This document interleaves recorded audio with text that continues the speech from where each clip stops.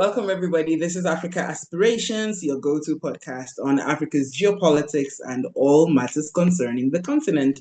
My name is Fola Folayo, and I am glad to be back hosting your number one podcast. And with me on the panel today, as usual, Levi Kabwato from Southern Africa and David Hundeyi from West Africa. And representing East Africa today is Lionel Manzi, editor of Pan Africa Review himself. So, gentlemen, let's talk immigration. A lot of Africans are immigrating and they're going through a lot just to get out of the country. They're going through abuse, they're going through modern slavery, places like Libya, places like Saudi Arabia. And there's also the far-right group in the West and in Europe who are arguing that the countries are facing an invasion, linking immigration to increased crime rates in their countries. So many questions on the table. One, who is to blame for all of this? Gentlemen, the floor is yours. Okay. With regard to this crisis of immigration, the deaths in the Mediterranean, the abuse in Arab countries, I would like to emphasize one issue, which I think is shared across all sections of our societies, whether it's the ruling elite or ordinary people.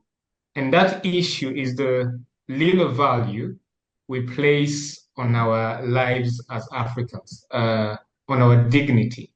This is an issue that the Pan-African Review has talked about a lot, and I think it's an issue that David captured so well in a recent post on X. The failure to see ourselves as essential and essential to this world.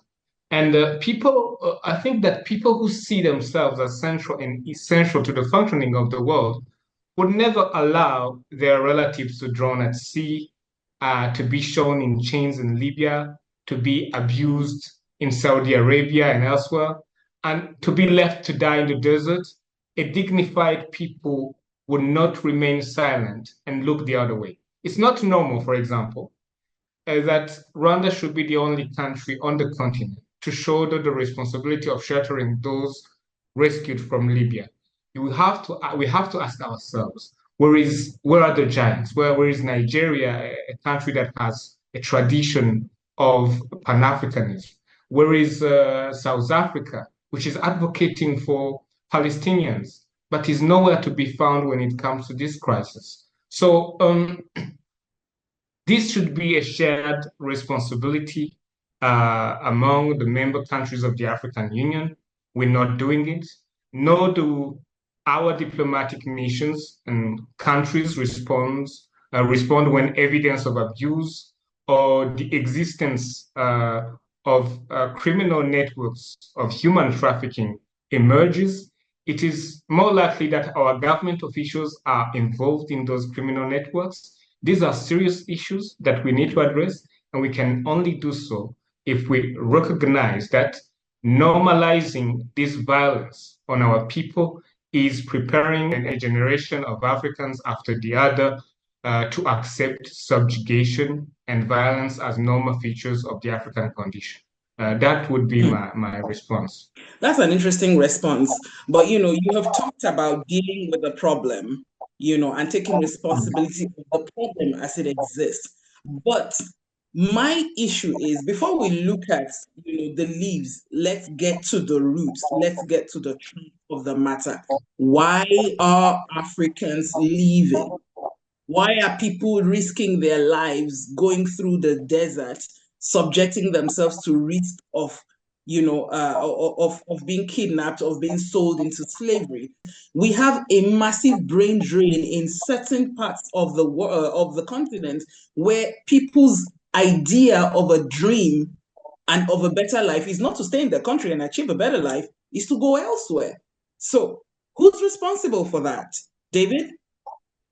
So, I mean, there is plenty of responsibility to go around, but ultimately, you would always have to drill down to the two core factors, which are economics, and security. Those are pretty much the two push factors that make Africans want to leave the continent. Either there's a security issue that makes them feel like they're not safe where they are and they need to move somewhere else, or there's an economic issue where they feel like the only place where they can have a better life is somewhere outside the continent. Now, why do those two issues happen? In the case of the security issue, fact of the matter is, flip it any which way you want. If there's a major conflict anywhere in Africa which leads to displacement of people, which leads to people leaving where they are and moving to another continent, 9 times out of 10, it's because there is some sort of geopolitical actor at play that makes it such that there is that conflict. So in Sudan, for example, the world leading levels of displacement that we're seeing wouldn't be happening if there weren't actors like the UAE that were involved in the conflict, that are actively stoking and fueling the conflict for their own geopolitical aims. Think of any major conflict that you can imagine. As far back as the 1994 genocide in Rwanda, there were foreign actors involved. The constant and ongoing issues in the Democratic Republic of Congo, there are foreign actors involved. The issues in the Sahel, there continue to be all kinds of foreign actors involved. The fact of the matter is, Africa is not a continent that, by and large, manufactures weaponry, right? By and large, I mean, there are obviously a few spots here and there where weaponry is manufactured, mostly for export. But by and large, Africa is not a weapons exporting continent. So where is the weaponry, or where are the weaponry and munitions for all of these conflicts that are displacing people coming from, and why? That's the question that needs to be answered. And the corollary to that, which is the second point about the economic push factor, the situation there is not that different. Where you have large-scale economic devastation, so such as, for example, in Nigeria over the past decade, where as Fola mentioned, it has become a societal expectation now that if you want to have a better life as a Nigerian, you're not looking for how to get a better job, how to move to a better neighborhood. What you are looking for is how to leave the country. Sometimes even to other African countries, because Nigeria has just become that unbearable. Now, bear in mind, as of 2014, Nigeria was Africa's largest economy and Africa's fastest growing economy. Nigeria had a $520 billion economy, growing at 7% annually. It was absolutely booming, the third fastest growing economy in the world. And then there was a regime change operation, which was obviously midwifed by the usual suspects, the US State Department, and a sort of more US aligned political party came into power, which is still in power. And over the course of 10 years, Nigeria's economy has halved.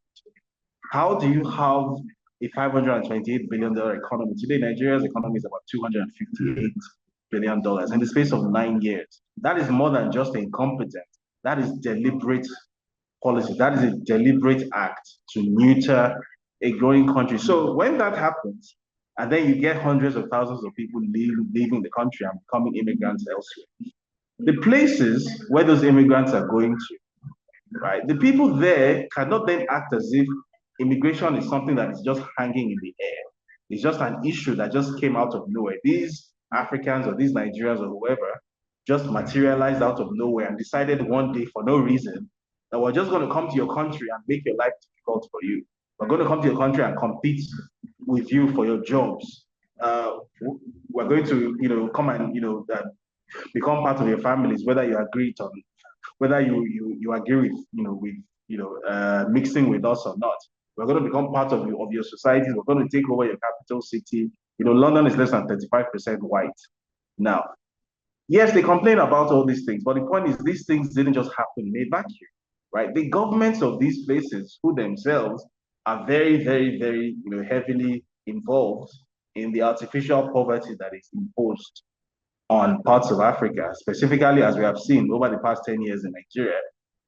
If your government is involved in such a thing, you cannot then, deny responsibility and say, well, I don't know anything about it. All I knew was I was minding my business and the immigrants came to meet me in my country, right? You, as a tax-paying, voting member of that society that supposedly voted in that government, you have a stake in the foreign policy of your government. So if the foreign policy of your government is devastating other people's countries, either by war or by economic brigandage, and as a result, people are being displaced either physically or economically, and then they have to come to where you are to compete with you for your jobs, to compete with you for your housing, to compete with you for school places for your kids, to compete with you for hospital beds, to compete with you for just general space to exist, to compete with you in your cultural space, and you feel like you are being pushed out, the population is being replaced, and you don't like it, then you have a responsibility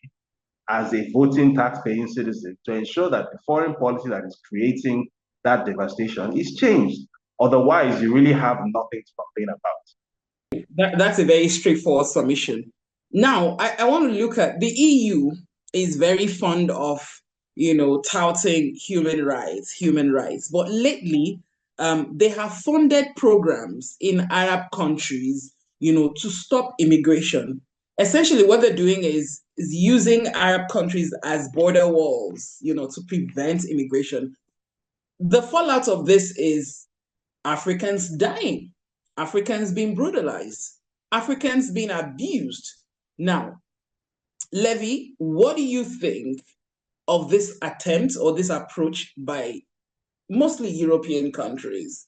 So the thing with the Arab states being compliant and complicit really in helping the EU trying to manage this sort of or what they call the migrant crisis is nothing short of embarrassing, and it's also something that we really need to have a look at. So obviously there's an economic benefit that comes through from the EU to the Arab countries. But really, we now just have to look at how this then affects the entire ecosystem around the movement of people, and also in terms of how those borders are actually being managed. So we've ended up with what we know now to be slave camps. We've ended up, with people being sold off whilst they're waiting to cross. We've ended up with people dying at the hands of these states, and they're taking no responsibility whatsoever as a result. We also know that there's a particular economy that is run around these borders, where even the security officials from these Arab countries are also now complicit in terms of, facilitating certain trade activities or even other human rights abuses at the right at that border, as it were. So we get, or I understand why European countries would do this, but I think it really just goes against the grain of everything that they speak of, particularly in terms of protecting human rights, and also in then casting or ascribing an identity to the migrants that sort of dehumanizes them and removes any form of dignity as a result. So I think in the long term, what these Arab countries have to do is to properly reflect and then see this contribution or what they do in the help of the EU is something that is, I think not only callous, but something that has to be taken up and, for its contradiction with how the language of human rights is spoken about, with how the language around movement of people, the language of how, the dignity of people, or even itself how we sort of think and imagine what migration ought to look like. But of course, this is not to take away from the push factors that my colleagues have spoken about in terms of, what is really driving all these migrants or these people outside of their countries and in search for these other opportunities, as it were. I would like to add something to what Levy said. So on this policy of using Arab countries as borders of Europe, it's obviously there's a lot to say about it. It's obviously textbook divide and rule. You elevate some Africans to some roles to become the wardens of the of the jungle, preserving the garden. So, but it's clearly not working. More Africans are dying in the Mediterranean. Others are in dungeons. Others are being thrown into the desert. And we don't even know how many are dying in the desert in these conditions because no one wants to report it, not the media in Morocco, in Algeria, Tunisia, or Libya, not the Western media because they would have to admit that their governments are funding mass murder. And yet people continue to cross the Mediterranean. So this is a tragedy. So, and I come back to our response to this problem because using Arab countries is not working. Some European countries have turned to African countries, including Rwanda, for an alternative solution, which would be the rationale would be to discourage people from coming. The idea is if you come anyway, you will be sent back. So don't beg. Uh, the criticism, I have a problem with the criticism regarding this policy because instead of seeing it as an alternative to the violence that Africans are being subjected to in those countries, people see it as an obstacle to our desire to reach Europe, the garden again. So this is a problem.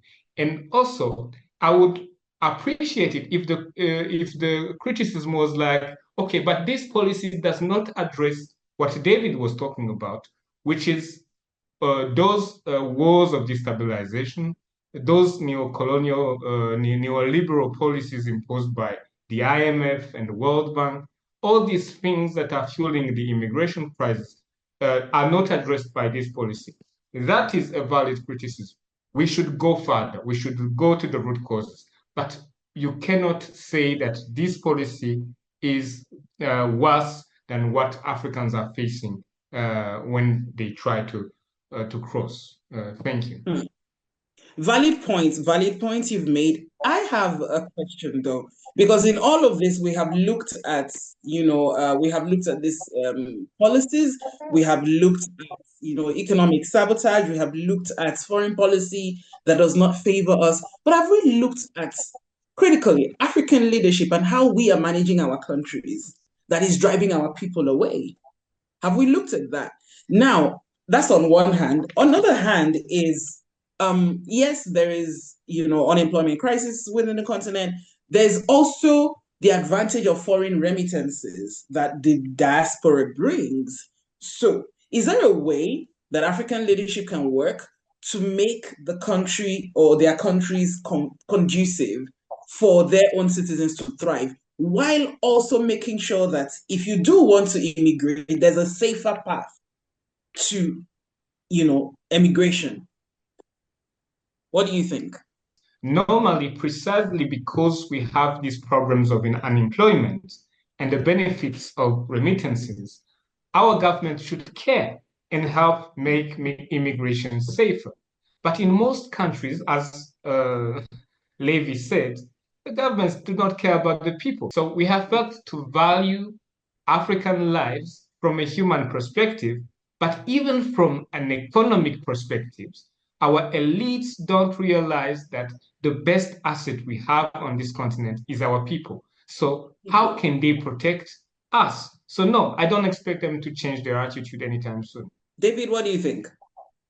I agree for the most part.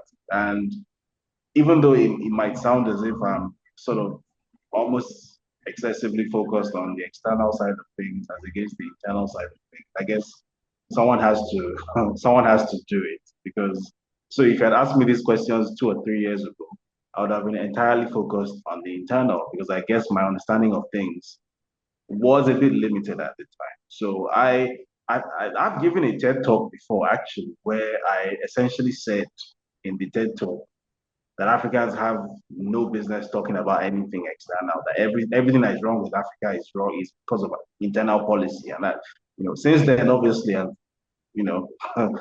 received a bit of a humbling. So life life has happened. So which is how come I tend to be more focused on the bigger picture now. And the bigger picture is that while there certainly exist things that can be done at a local level to, at the very least, make life just that bit more bearable people. I mean, it's fair to say that even within Africa, there's a lot of variety of experience. So the life experience that someone might have in Kigali is very, very, very different to the life experience someone would have in Mogadishu, right? And they are within 3 hours of each other by air, right?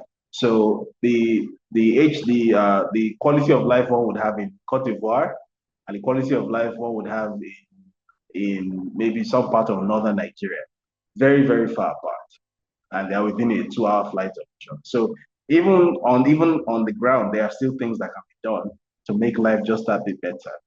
I think, for example, I was reading a story earlier today where it said that Zambia is currently the Lake Kariba, I think it's called, is currently at just 7% of its capacity, and as a result, Zambia's hydroelectric power generation capacity has basically dropped off the cliff. Yeah, and Zambia is currently generating only about 17% of its total installed capacity. So Zambians are facing rolling blackouts. Now, the reason that happened is because the local policy in Zambia, which was still foreign driven, but at least they had the choice to say yes to it or not. The policy they adopted was to completely ignore their coal reserves, because they have huge reserves of coal, and then to focus on hydroelectric power almost exclusively because of climate change, because the usual foreign actors have been in their ears telling them that they need to do an energy transition. I don't know, transitioning from what to what. You don't have energy, but someone is telling you to do an energy transition.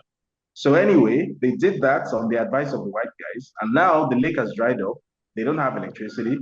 And very interestingly, the people who kept telling them to do this energy transition, very interestingly, are the same people buying the coal from Zambia on the cheap. So Zambia is not using its coal to power itself. Zambia is effectively giving its coal to Europe and other parts of the industrialized world to power themselves, while it itself does not have electricity. I think a local review of such policies would make it such that if African leaders were able to take decisions based on what is actually in the sensible interest of the countries that they govern, and not what is dictated to them by some American-funded NGO or some foreign government. I think on a local level, obviously the amount of energy that a country generates is directly proportional to its economic heft. If an African country is able to jack up the amount of power it generates, you can directly link that to a reduction in the amount of immigration that it generates.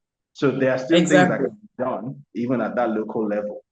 Although you still have to say that ultimately there's still the wider geopolitical context of why in the first place is someone in the ear of the Zambian president telling him that Zambia's coal reserves should not be used by Zambia, but they should be used by other people who supposedly have the clean technology to make the coal clean, while you yourself have to rely on an unreliable source of energy and then face blackouts and poverty when obviously that source of energy fails you. So there you go.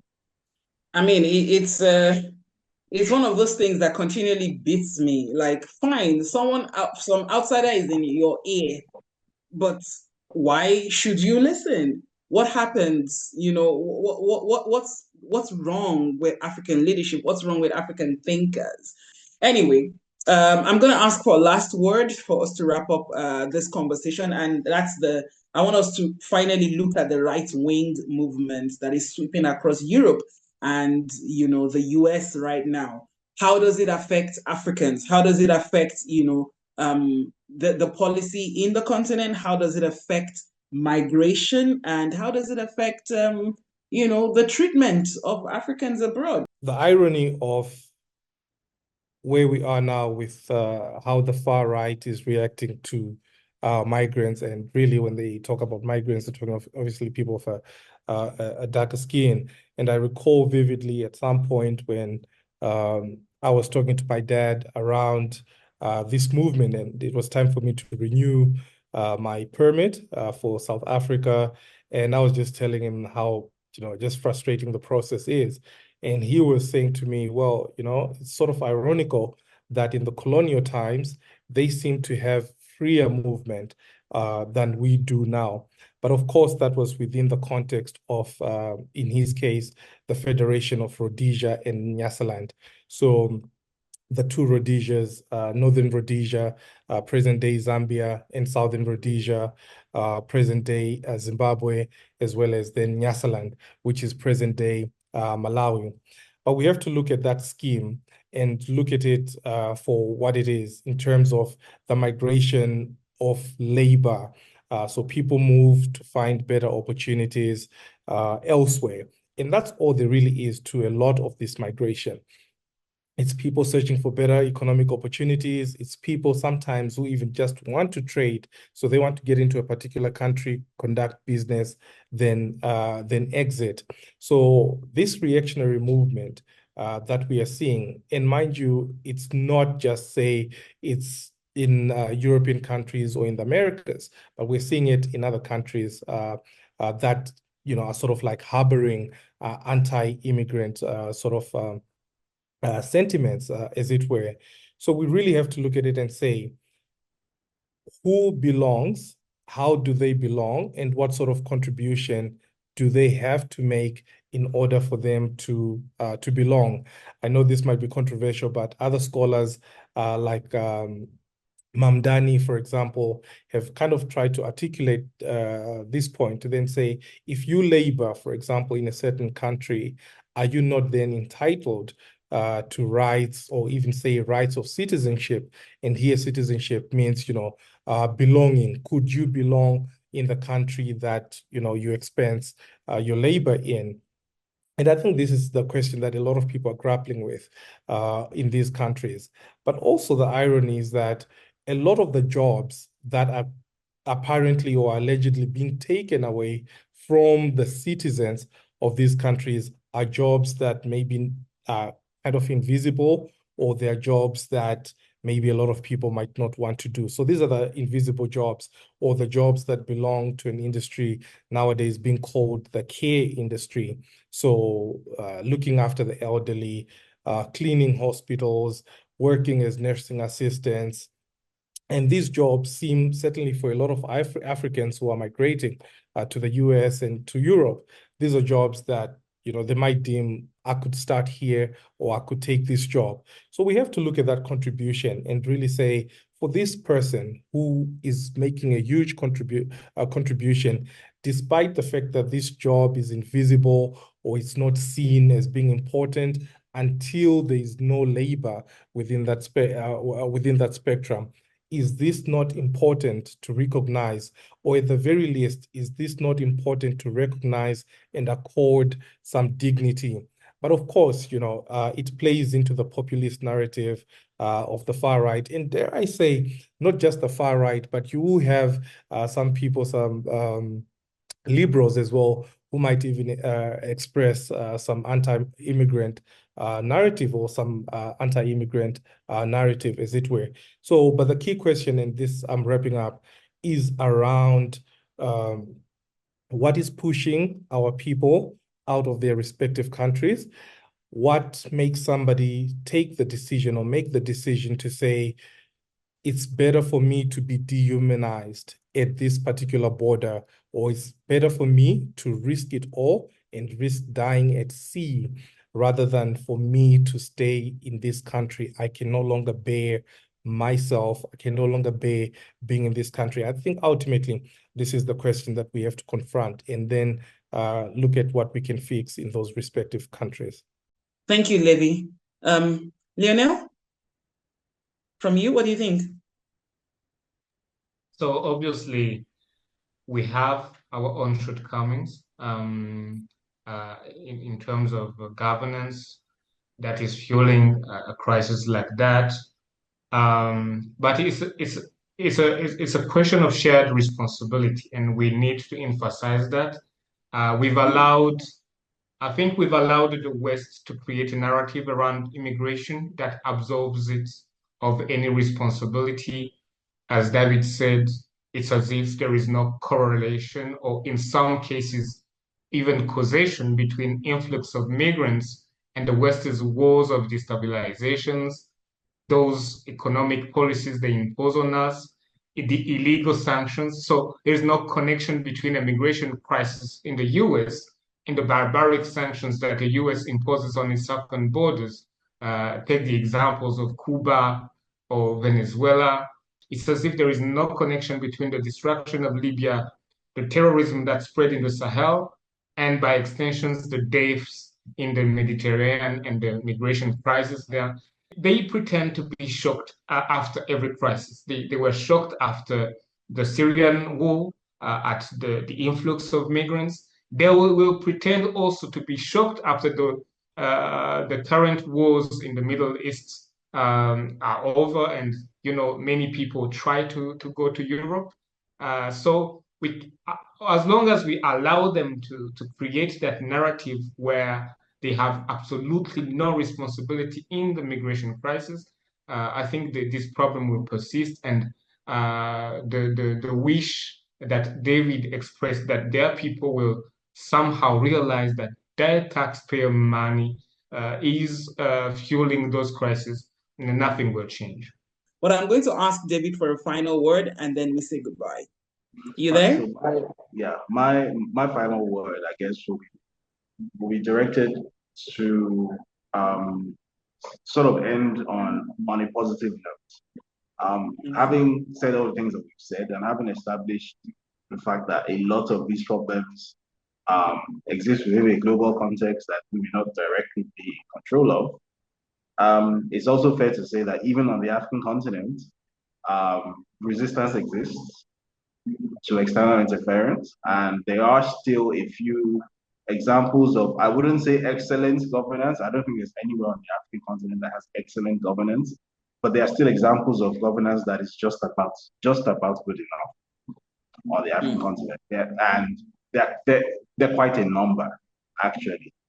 Despite the fact that this much diplomatic, economic, geopolitical, and military effort has been put into keeping this continent constantly destabilized so that it can feed the global economy with cheap industrial inputs, which is the economic role that has been designated to us by the World Trade Organization, by the US government. Despite that, much, if not most of Africa still remains relatively stable.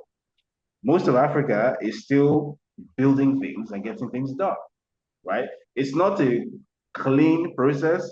It's not a linear process. It's quite messy. But I think it's fair to say that compared to where Africa was maybe 25 or 30 years ago, there actually has been progress. It's been slow, but there actually has been progress.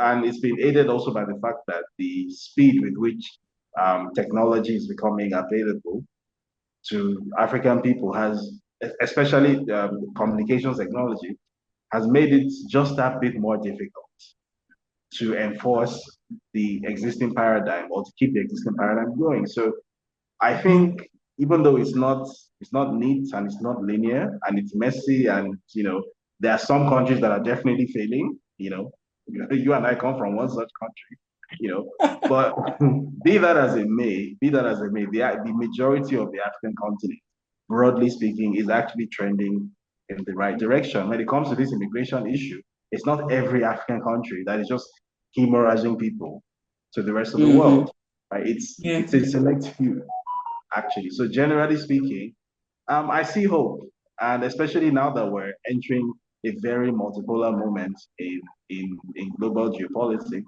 I think with careful alignments and with careful management of relationships with the right actors, I think in another 10, 15 years time, if we're having this conversation, I don't think we'll be talking about it in the same terms that we're talking about it today. Fingers crossed. Okay, fingers crossed, David. Thank you very much, gentlemen. It's a good way to end it. Definitely not all African countries are failing. Not all Africans are in a rush to emigrate. And yes, we are growing. It might not be linear. It might not be straightforward, but it might be messy, but it is definitely happy. It's happening. So we're going to keep it at that. Thank you so much. And this is where I say thank you to all our dear listeners and viewers. Yes, you're seeing something new. We are all virtual now because we're literally like in different parts of the continent. One of these days, you're going to see us back in the studio. Another day, you're going to see us online. So life is, unique like that. Thank you so much. Keep watching. Make sure you subscribe. And of course, share the link on all your social media platforms. This has been Africa Aspirations, and we will see you again next week. Goodbye.